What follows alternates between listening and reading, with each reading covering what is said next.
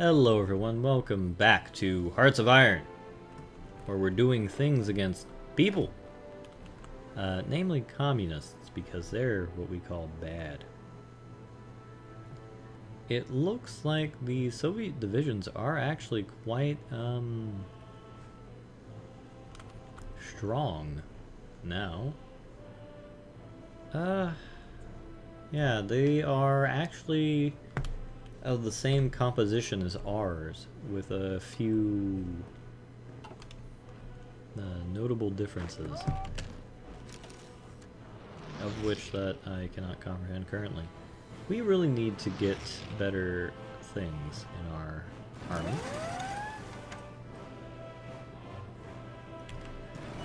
The first of which I don't know. But better organization when it comes to our... oh, what is it called? Divisions over here. I'm wondering whether it would be better to have one massive front line, which would be easier on maintenance, or mental maintenance, I should say. Or to have... what's it called? Why are you doing this? Oh, you idiots keep on going on their border. Ugh. Dumb pieces of shit.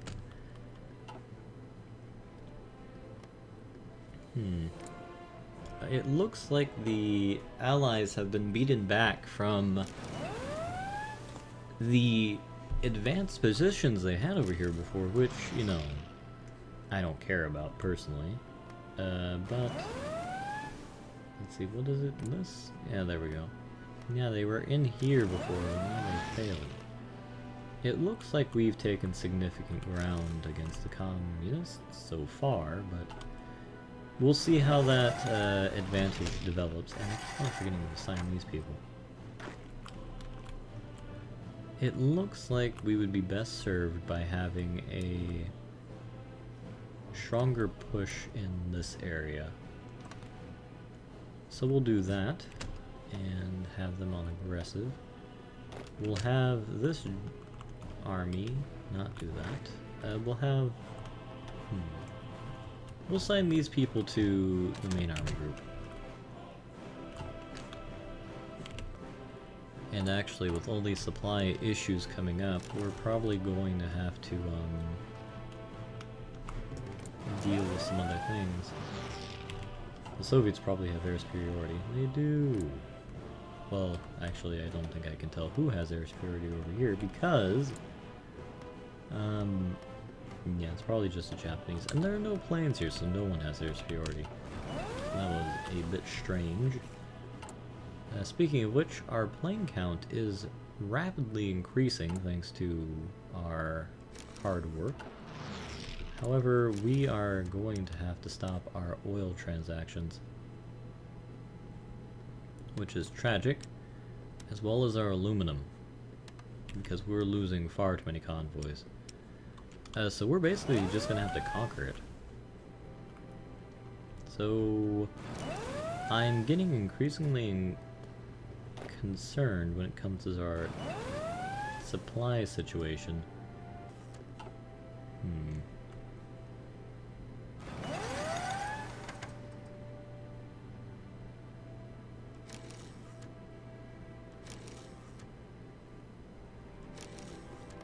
Well,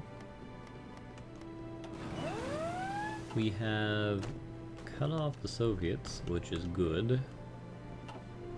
Well, not really. We've cut the Allies off, which is a potential bad because it doesn't mean we can count on their support in the east here anymore. But to be entirely honest, it's not like they were much help anyway. This motorized division is holding out very well. Much to his credit. And we both have decryption advantages on one another, which is terrible. And Zhukov is in command now, so that's an interesting thing to note. The British keep on wanting me to join the faction. Oh. The brief Spanish joining in Seem to have turned things for the Axis, but it's just not looking pretty. Yeah, they're on all adult serve now, so they are on the verge of collapse. Let's see. Germany would have had to have lost a significant number of men. Yeah, France and Britain. Oh, good God, Britain. Okay. Well.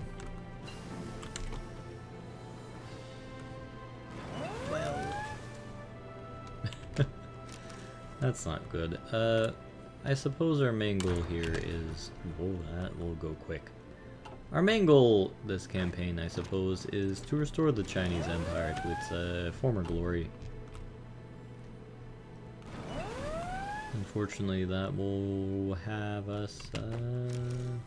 who are you? Why are you not assigned to the main offensive? Okay, that's because there's no main offensive over here anymore. Go. Still not doing anything? Go. What are we doing with our factories? Probably just repairing things. No! Our industrial effort is beginning to take fruit, which is good. Because we really need these infrastructure bits to be repaired. When we get to Siberia, everything's just going to be awful. And I'm going to stop caring about it because, well, to be entirely frank, there's not much I can do. Supply in the Soviet Union, as the Germans have learned the hard way twice, well, mainly the second time, not World War I, are bad, as Napoleon did. And that's when they did it in developed parts of Russia. No. We, friends, are going to be attacking from the infinitely worse Eastern Russia. Otherwise known as Siberia. And it is going to be one hell of a slog. But that should be fine. I don't understand why you're going that far now. We need to not do that. Shorten the front. That's what we need to do. And elongate it for these purple folk. Purple folk. No, I didn't want you to do that. There we go. Have them shorten to there. And we'll have you lengthen up over here. What about these blue people? The blue people can probably be put over here as well. And that should cause enough overlap to prevent any issue. Shock and awe. That is the end of our focus tree now. Which will be fantastic for us. So we're beelining towards rocket artillery 2 now, which hopefully should give us a good edge in, well, fighting, because soft attack is what it really means. Whoa, okay, that was bad. Yeah, fighting mountaineers in mountains is surprisingly a bad idea. But as I believe I was being illiterate in saying, was something. Oh yeah, basically soft attack is the end-all be-all of fighting armies because the majority of the armies are infantry.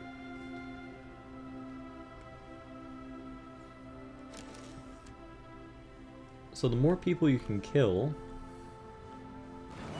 the more effective your fighting force is, which is good to know. Actually, I can do level 3 planes now, but I don't believe I will. Reason being, we just don't have the resources for them. Yeah. the P-40s are going to have to be the mainstay fighter force for us for a long time. Our infantry equipment deficit is very, very annoying. As is our support equipment deficit, which is meant to assist in our equipment deficit. So we are getting in a sad, sad little vehicle now. Very bad supply. I don't get it. Why is supply so bad up here? 23? It doesn't look that bad over here, though it does. Like, 8 above the limit is very poor. And the issue is, well, to be entirely honest, it is infrastructure, and we are not in a position to really fix that. So actually checking the casual... Oh, good God. We've lost nearly 500,000, or over 500,000 men for only roughly equal losses on the enemy's side, but the Soviets are a superior fighting force for now. I suppose our goal is to extend the front and hope that the Russians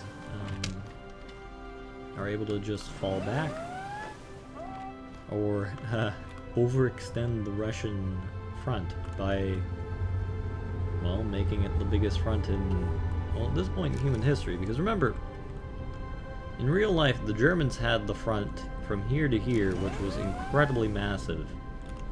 We have it along a much greater front line now. And there's fighting going along this entire front every day, which is fascinating. And it looks like we caught a pocket of Russians here, and we have handed them a thorough defeat, which is good.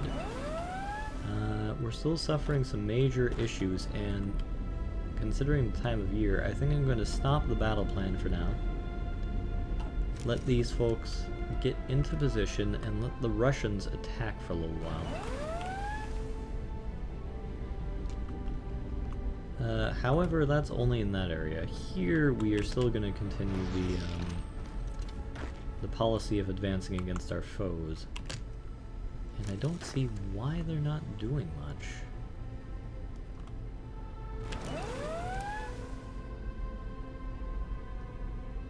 Okay. That helps, I hope.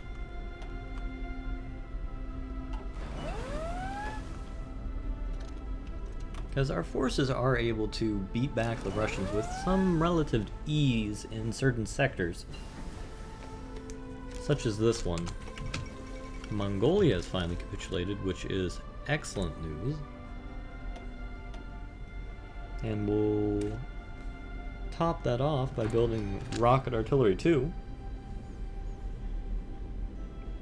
And we're almost done with encryption, which means we're not so terrible anymore. Or the Soviets will have a harder time of encrypting on us. However, it seems that it wasn't that difficult in the first place, which is a very interesting note. This army seems to no longer have a reason to advance, so we'll tell them to go here. Select them all and tell them to do that, and then have them go again.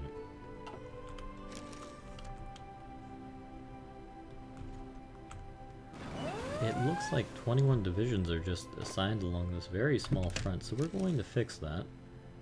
We're going to increase their load and decrease, I said decrease the main army's load to include here.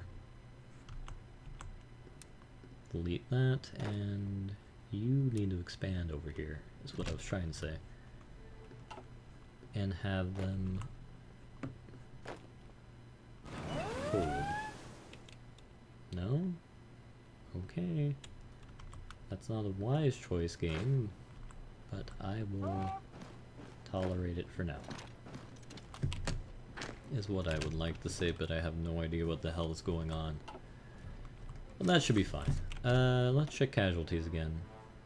Gone up significantly. We have lost quite a few men. We're going to continue to do so until the cessation of hostilities, which isn't going to be for a while. I'm hoping the Soviets didn't do that. So they went down the path that gives them the most, where is it? National unity. Which is not good for me. Why couldn't they have gone down socialist science? Or, positive heroism? Oh! The German Reich has joined the war. I mean, not like it matters at this point, considering the fact that the Germans are out of tricks and on their last legs. The Spanish are even being beat back out of Bordeaux. Toulouse is soon to be liberated, and if the French manage to capture the road to Montpellier, I don't remember how that place is pronounced. They will be having massive trouble. And the really interesting thing here is that the French, a country with less like literally men than Germany, is only on whipping people, which is half of what they're on. Admittedly, the Germans have a far superior number of divisions, and when you put everything together, it looks like, oh, bonito. It looks like the entire Axis is giving Germany, what are they called? Support divisions? No, not support divisions, those other things.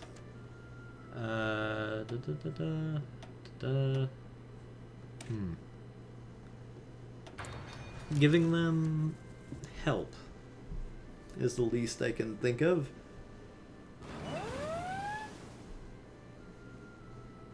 What are they called? Expeditionary forces. It only took me 17 years.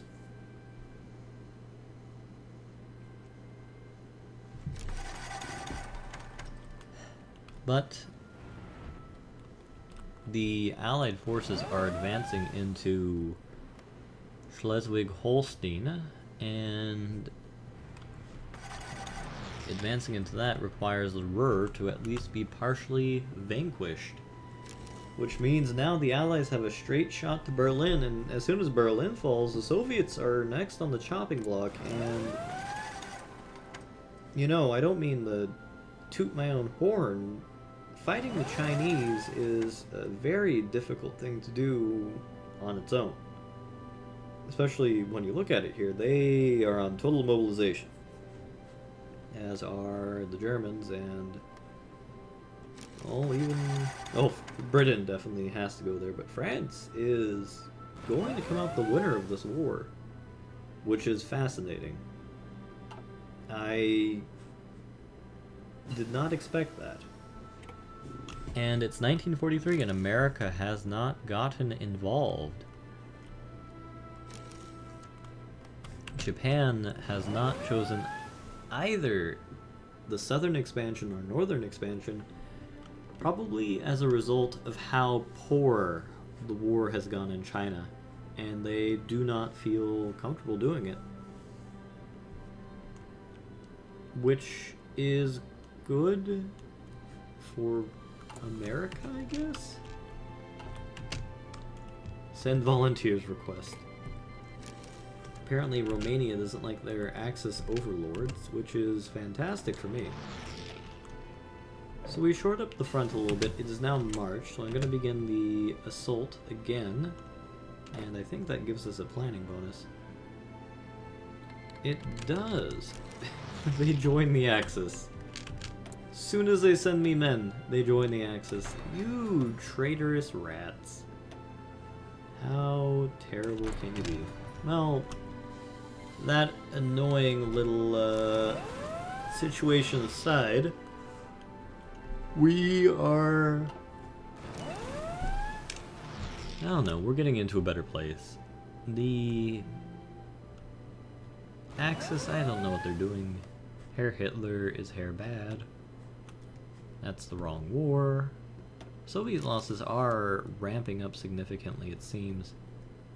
Germany has lost 12,000 men since our war started. I doubt it's been between the two of us. The Japanese have lost 4 million men. So far, the Axis have lost 5 million between them in the main war. Which means throughout the war, 9 million men on the Axis side have died, while probably about 2.5 million from the... oh, Netherlands lost a significant number of people, maybe 3 million died on the Allied side, which is interesting. That is the opposite of what happened in the First World War. Allied soldiers, while winning the war, on the whole, suffered more casualties than their Entente? No. Than their Central Powers counterparts. Oh well. We are, however, beginning the advance on Tanatuva, and we are drawing very close upon Kurtzel. And this front keeps on shrinking to an unacceptably thin amount. So much so that I think I'm going to cut back on your obligations over here now to focus mainly to the west of Tanatuva, while these people will focus on the whole, by which I mean the main core parts of Tanatuva, and issue that then that order. Where are the blue people, right? Why isn't this order registered? Oh, that's why. Wrong blue people.